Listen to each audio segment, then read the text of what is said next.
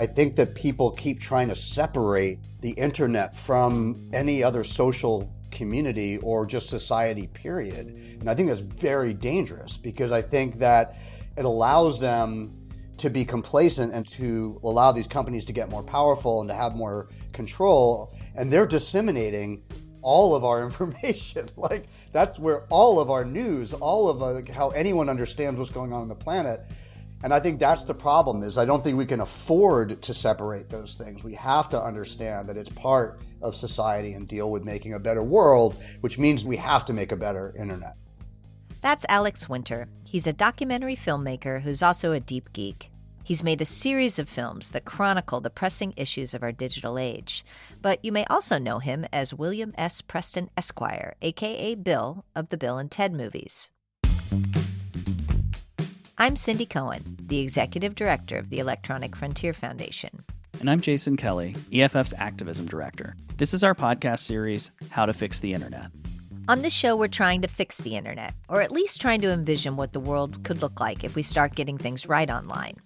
You know, at EFF, we spend a lot of time pointing out the way things could go wrong, and then, of course, jumping into the fray when things do go wrong. But this show is about envisioning and hopefully helping create a better future.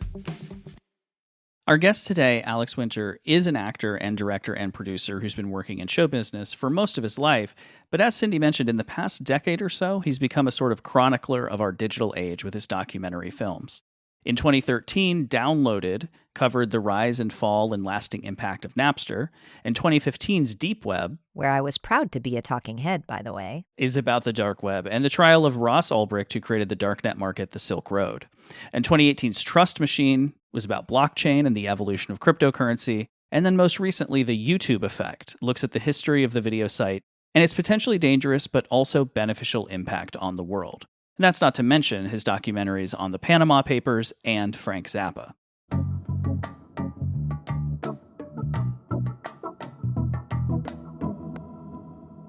Like I said in the intro, looking back on the documentaries you've made over the past decade or so, I was struck with the thought that you've really become this chronicler of our digital age, you know, capturing kind of some of the biggest online issues or even shining a light a bit in some of the corners of the internet that people like me live in, but other people might not see so much. Where does that impulse come from you?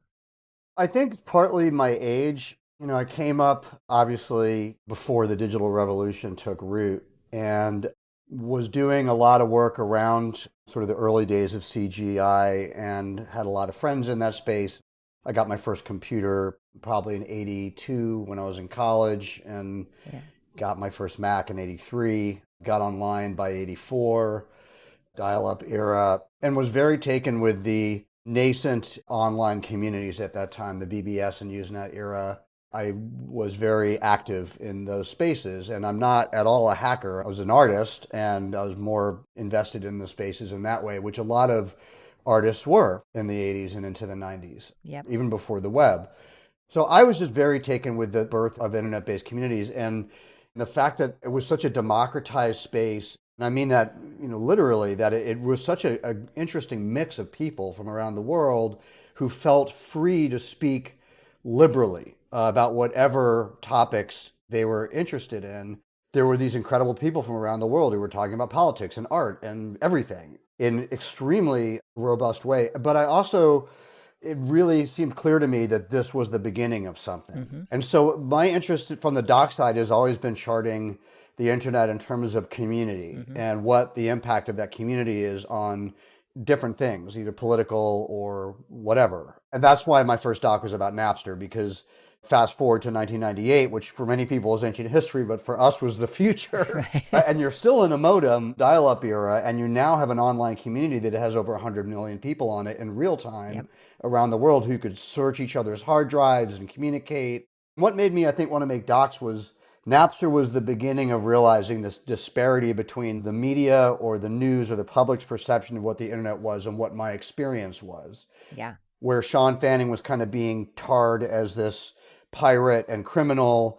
And while there were obviously ethical considerations with Napster in terms of the distribution of music, That was not my experience. My experience was this incredibly robust community, Yep. and that had extreme validity and significance in sort of human scale. Hmm. And that's, I think, what really prompted me to start telling stories in this space. I think if anyone's interested in doing anything, including what you all do there, it's because you feel like someone else isn't saying what you want to be said, right? Yep. And so you're like, well, I better say it because no one else is saying it. Yeah. So I think that was the inspiration for me to spend more time in this space telling stories here.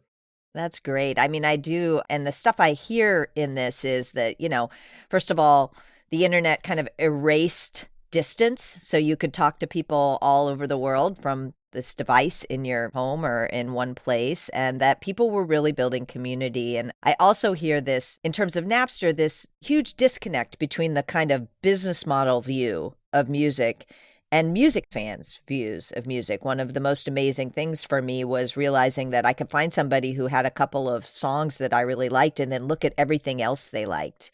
And it challenged this idea that only kind of professional music critics who have a platform can suggest music to you, and opened up a world, like literally felt like a dam broke and it opened up a world to music. It sounds like that was your experience as well. It was, and I think that really aptly describes the almost addictive fascination that people had with Napster and the confusion, even retrospectively, that addiction came from theft, from this desire to steal in large quantities. I mean, obviously, you had kids in college dorm rooms pulling down gigabytes of music. But the pull, the attraction to Napster was exactly what you just said. It was like I would find friends in Japan, in Africa, in Eastern Europe who had some weird like Coltrane bootleg that I'd never heard. And then I was like, oh, what else do they have? And then here's what I have. And I have a very eclectic music collection. Then you start talking about art. Then you start talking about politics because it was a very robust forum. So everyone was talking to each other. So it really was community. And I think that gets lost because the narrative wants to remain the narrative in terms of gatekeepers, in terms of how capitalism works. And that power dynamic was so completely threatened by Napster that the wheels immediately cranked into gear to sort of create a narrative that was, if you use this, you're just a terrible human being. Mm-hmm. And of course, what it created was the beginning of this kind of online rebellion where people before weren't probably didn't think of themselves as technical or even that interested in technology were saying, well, I'm not this thing that you're saying I am. And now I'm really going to rebel against you. Now I'm really going to dive into this space. And I think that it actually created more people sort of entering online community and building online communities because they didn't feel like they were understood or being adequately represented. And that led all the way to the Arab Spring and Occupy and so many other things that came up after that.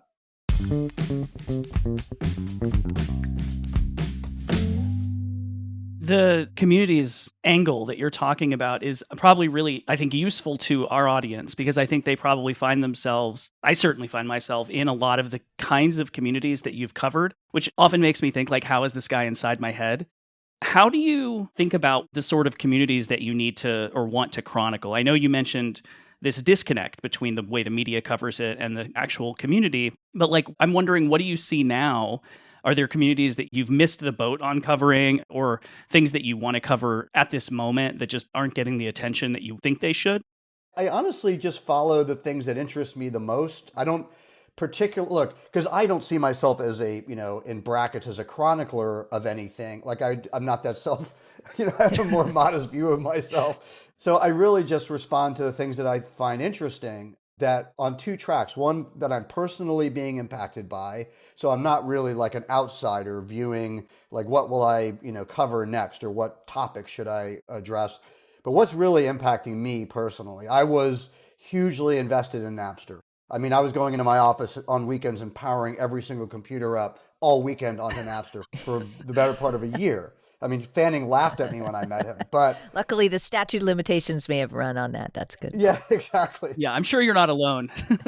Yeah, but I mean, as I told Don Iron when I did the movie, I was like, dude, I'd already bought all this music Yes. like 9 times over on vinyl, on cassette, on CD. Yes. I think I even had Elkis at one point. So Yep. the record industry still owes me money as far as I'm concerned. I agree. But no, it was really a personal investment. Even, my interest in the blockchain and Bitcoin, which I have mixed feelings about, I really tried to cover that almost more from a political angle. I was interested, same with Deep Web in a way, but I was interested in how the counter narratives were building online and how people were trying to create systems and spaces online once online became corporatized, which it really did as soon as the web appeared.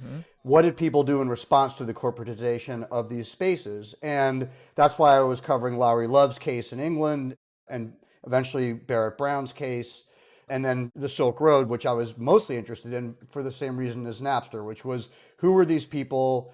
What were they talking about? What drew them to this space? Because it was a very clunky, clumsy way to buy drugs if that was really what you wanted to do. And Bitcoin is a terrible tool for crime, as everyone now I think knows, but didn't so well back then. So what was really compelling people, and a lot of that was, again, it was Silk Road was very much like the sort of alt-rec world of the early Usenet days. A lot of divergent voices in politics and things like that. So YouTube is different because it was Gail Ann Hurd had approached me and asked me if I wanted to tackle this with her, the producer. And I'd been looking at Google largely. And that was why I had a personal interest. And I've got 3 boys, all of whom came up in the YouTube generation. They all moved off of regular TV and onto their laptops at a certain point in their childhood and just were on YouTube for everything. Yep. So I wanted to make something about the corporatization of the internet, about what was the societal impact of the fact that our largest online community, which is YouTube, is owned by arguably the largest corporation on the planet, which is also a monopoly, which is also a black box. And what does that mean? What are the societal implications of that? And so that was the kind of motive there, but it still was looking at it as a community largely.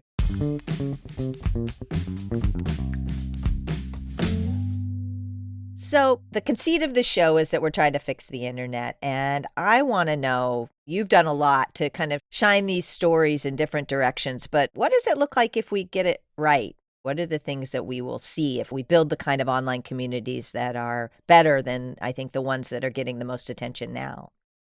I think that, I've spent the last 2 years since I made the film and up until very recently on the road trying to answer that question for myself, really, because I don't believe I have the answer that I need to bestow upon the world. I have a lot of questions. Darn. Yeah, I do have an opinion, but right now, I generally feel like many people do that we slept. I mean, you all didn't, but many people slept on the last 20 years, right? And so there's a kind of reckoning now because we let these corporations get away with murder, literally and figuratively. And I think that we're in a phase of debunking various myths. And I think that's going to take some time before we can actually even do the work to make the internet better. But I think, I have a big problem. A large thesis that I had in making the YouTube effect was to kind of debunk the theory of the rabbit hole and the algorithm as being some kind of all-encompassing evil. Because I think sort of like we're seeing in AI now with this rhetoric about AI is going to kill everybody, to me, those are very agenda-based narratives. Yes. They convince the public that this is all beyond them and they should just go back to their homes and keep buying things and eating food and ignore these thorny areas of which they have no expertise and leave it to the experts. And of course, that means the status quo is upheld. The corporations keep doing whatever they want and they have no oversight, which is what they want. Every time Sam Altman says AI is going to kill the world, he's just saying OpenAI is a black box. Please leave us alone and let us make lots of money and go away. And that's all that means. So, I think that we have to start looking at the internet and technology as being run by people. There aren't even that many people running it. There's only a handful of people running the whole damn thing for the most part. They have agendas, they have motives, they have political affiliations, they have capitalist orientation. So I think really being able to start looking at the internet in a much more specific way. I know that you all have been doing this for a long time. Most people do not. So I think more of that, more calling people on the carpet, more specificity. The other thing that we're seeing, and again, I'm preaching to the choir here with EFF, but like any time the public or the government or the media wakes up to something that they're behind, their inclination of how to fix it is way wrong, right? Yes. And so that's the other place that we're at right now, like with COSA and the DSA and the Section 230 reform discussions, and they're bananas. And you feel like you're screaming into a chasm, right? Because if you say these things, people treat you like you're some kind of lunatic. Like, what do you mean you don't want to turn off Section 230? That would solve everything. I'm like, it wouldn't. It would just break the internet. So I feel a little, like a Cassandra, but you do feel like you're yowling into a void. And so I do think that it's going to take a minute to fix the internet. And I think we'll get there. I think the new generations are smarter. The stakes are higher for them. Yep. Kids in school. Well, I don't think the internet or social media is necessarily bad for kids, like full stop. And there's a lot of propaganda there. But I think that, they don't want harms. They want a safer environment for themselves. They don't want to stop using these platforms. They just want them to work better.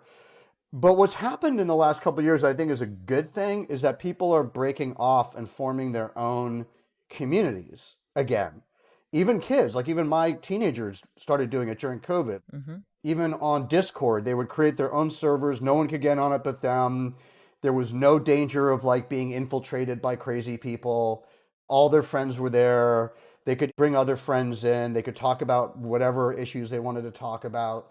So there's a kind of return to a kind of fractured or fragmented or smaller set of communities. And I think if the internet continues to go that way, that's a good thing, right? That you don't have to be on TikTok or YouTube or whatever to find your people.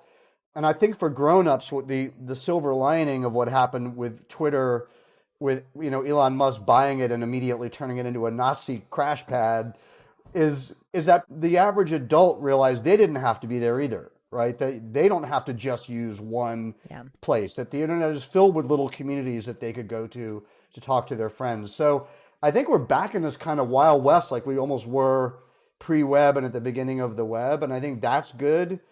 But I do think there's an enormous amount of misinformation and some very bad policy all over the world that is going to cause a lot of harm.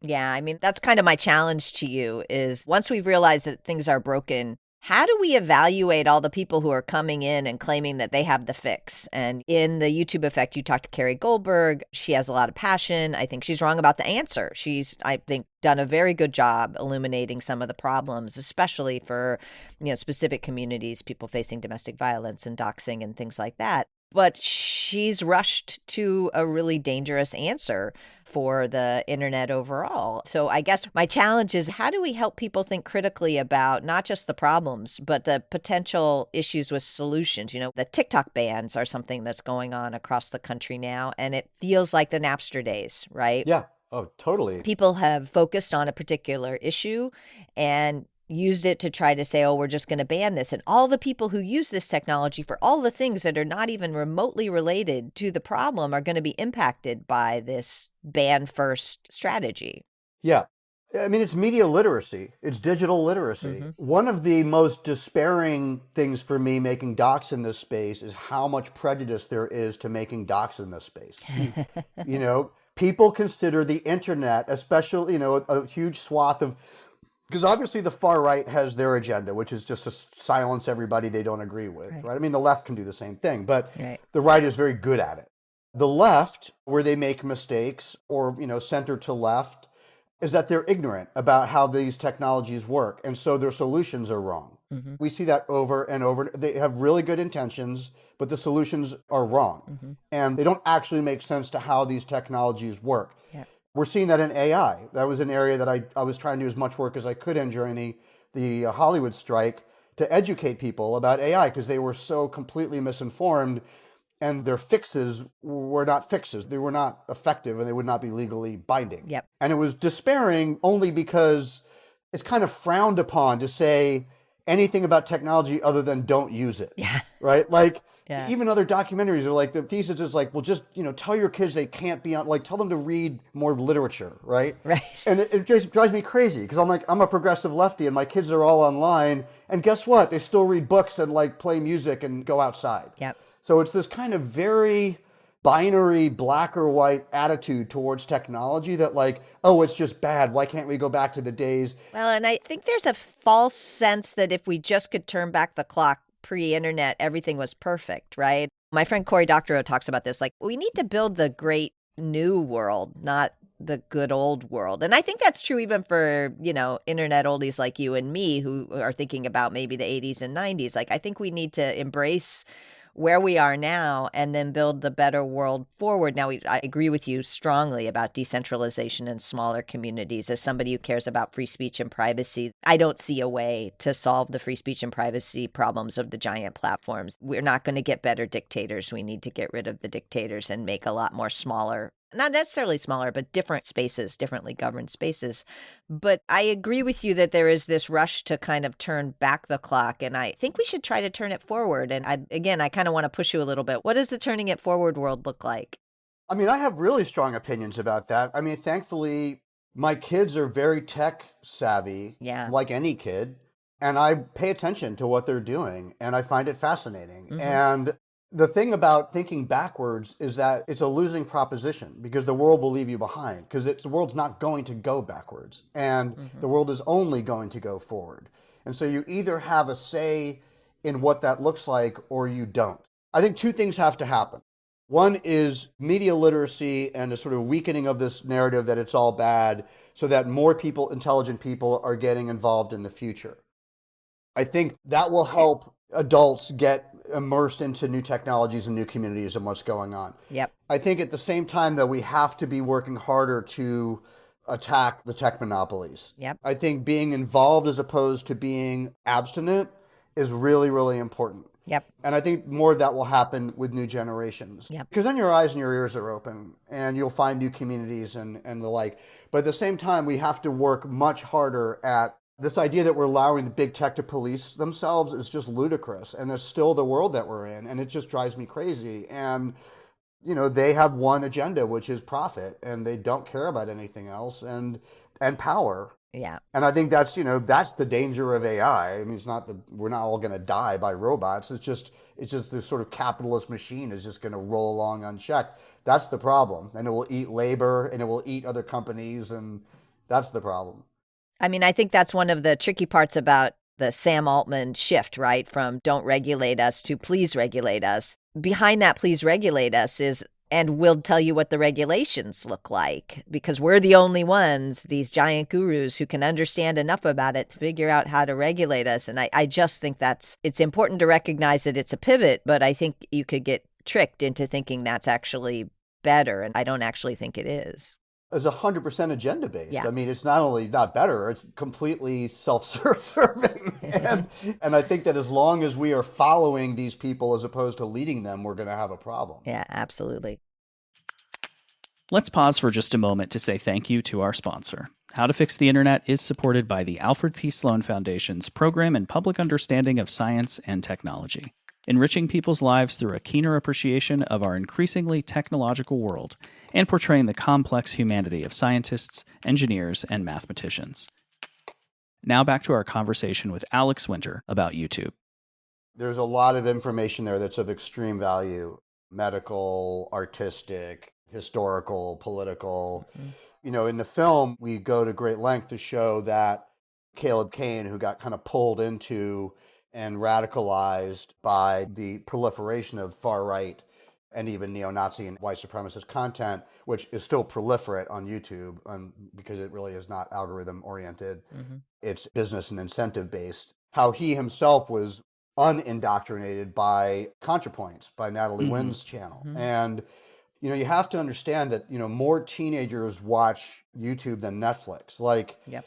It is everything. It is, by an order of magnitude, so much more of how they spend their time consuming media than anything else. And they're watching their friends talk, they're watching political speakers talk, they're watching, you know, my son who's like his various interests from photography to weightlifting to whatever, he's young. All of that's coming from YouTube, all of it. Mm-hmm. And they're pretty good at discerning the crap from, you know, unless like now it's like a lot of the studies show you have to be generally predisposed to this kind of content to really go down the sort of darker areas those younger people can be. You know, I often say that the greatest solution to people who end up getting radicalized on YouTube is more YouTube, Mm-hmm. right? Is to find the people on YouTube who are doing good. And I think that's one of the big misunderstandings about disinfo is that you can consume good sources. You just have to find them. And people are actually better at discerning truth from lies if that's really what they want to do, as opposed to like, I just want to get a wash in QAnon or whatever. I think YouTube started not necessarily with pure intentions, but I think that they did start with some good intentions in terms of intentionally democratizing the landscape and voices and allowing people in marginalized groups in under autocratic governments. They allowed and they promoted that content, and they created the age of the democratized influencer. That was intentional. Hmm. And I would argue that they did a better job of that than my industry did. And I think my industry followed their lead. I think the diversity initiatives in Hollywood came after Hollywood, because Hollywood's like everyone else is driven by money only. Hmm. And they were like, oh my God, there are these giant trans and African and Chinese influencers that have huge audiences. We should start allowing more people to have a voice in our business too, because we'll make money off of them. But I think that now YouTube has grown so big and so far beyond them, and it's making them so much money, and they're so incentivized to promote disinformation, propaganda, sort of violent content, because it just makes so much money for them on the ad side that it's sort of a runaway train at this point.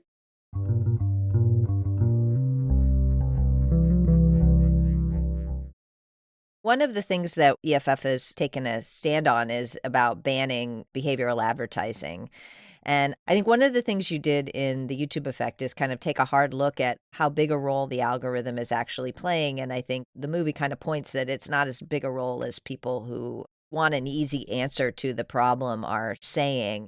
EFF has really been thinking about this from the privacy perspective, and we decided that behavioral advertising was behind so many of the problems we had. And I wondered how you think about that, because that is the kind of tracking and targeting that feeds some of those algorithms, but it does a lot more. Yeah, I think that there's absolutely no doubt for all the hue and cry that they can't moderate their content. Hmm. And I think that we're beginning, again, this is an area that EFF specifically specializes in, but I Yep. think in terms of the area of free speech and what constitutes free speech as opposed to what they could actually be doing to mitigate harms Hmm. is very nuanced. Yep. And it serves them to say that it is not, Yep. that it's not nuanced. And it's either they're going to be shackling free speech, or they should be left alone to do whatever they want, which is make money off of advertising, a lot of which is harmful. So I think getting into the weeds on that is extremely important. Yep. A recent example was just how they stopped deplatforming all the Stop the Steal content, which they were doing very successfully. The just flat out 2020 election propaganda. Hmm. And that gets people hurt. I mean, it can get people killed, and it's really not hard to do. But they make more money if they allow this kind of rampant, aggressive, propagandized advertising as well as content on their platform. I mean, I just think that we have to be looking at advertising and how it functions in a very granular way, because these are the whole thesis of YouTube, such as we had one, is that this is not about an algorithm, it's about a business model. These are business incentives. It's no different. I've been saying this everywhere. It's exactly the same as the Hearst and Pulitzer wars of the late 1800s. It's Right. the same. It's just we want to make money. We know what attracts eyeballs. We want to advertise and make money from ad revenue from pumping out this garbage because people eat it up. Right. It's really similar to that. That doesn't require an algorithm.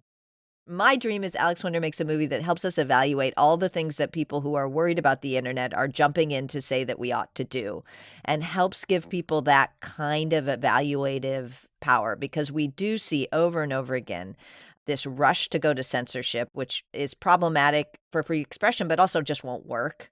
This kind of gliding over the idea that privacy has anything to do with online harms, and that standing up for privacy won't do anything. I just feel like sometimes this literacy place needs to be both about the problems and about critically thinking about the things that are being put forward as solutions. Yeah, I mean, I've been writing a lot about that for the last 2 years. I've written, I think, I don't know, countless op-eds, and there are way smarter people than me, like you all and Cory Doctor, are writing about this like crazy. And I think that all of that is having an impact. I think that we are building the building blocks of proper internet literacy are being set. Yeah. Well, I appreciate that you've got 3 kids who are healthy and happy using the internet, because I think those stories get overlooked as well. Not that there aren't real harms. It's just that there's this baby with the bathwater kind of approach that we find in policymaking. Yeah, completely. So I think that people feel like their arms are being twisted, that they have to say these hyper negative things or fall in line with these narratives.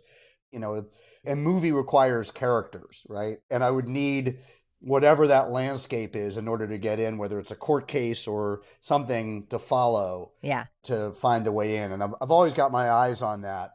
But I do think we're at a kind of a critical point. It's really funny because when I made this film, I'm friends with a lot of different film critics because I've just been around a long time. And I like, reading good film criticism. And one of them, who I respect greatly, was like, I don't want to review your movie because I really didn't like it. And I don't want to give you a really bad review. And I said, well, why didn't you like it? It's like, because just didn't like your perspective. And I was like, well, what didn't you like about my perspective? It's like, well, you just weren't hard enough on YouTube. Like you didn't just come right out and say they're just terrible and no one should be using it. And I was like, you're the problem. Right. Like, and there's so much of that. Yeah. That I feel like there is a bias that is going to take time to overcome, no matter what anyone says or whatever film anyone makes. We just have to kind of keep chipping away at it.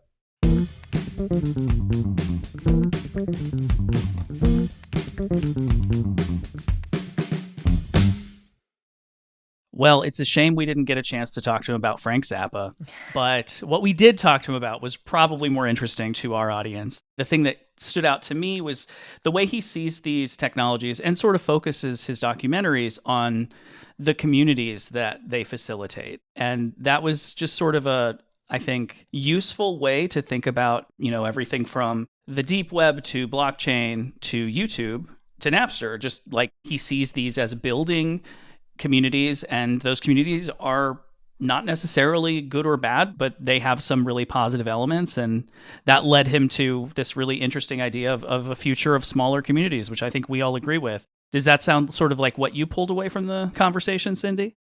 Yeah, I think that's right. And I also think he was really smart at noticing the difference between what it was like to be inside some of those communities and how they got portrayed in broader society, and pointing out that when corporate interests, who were the copyright interests, saw what was happening on Napster, they very quickly put together a narrative that everybody was pirates that was very different than how it felt to be inside that community and having access to all of that information. And that disconnect, what happens when the people who control our broader societal conversation, who are often corporate interests with their own commercial interests at heart, and what it's like to be inside the communities is what connected the Silk Road story with the Napster story.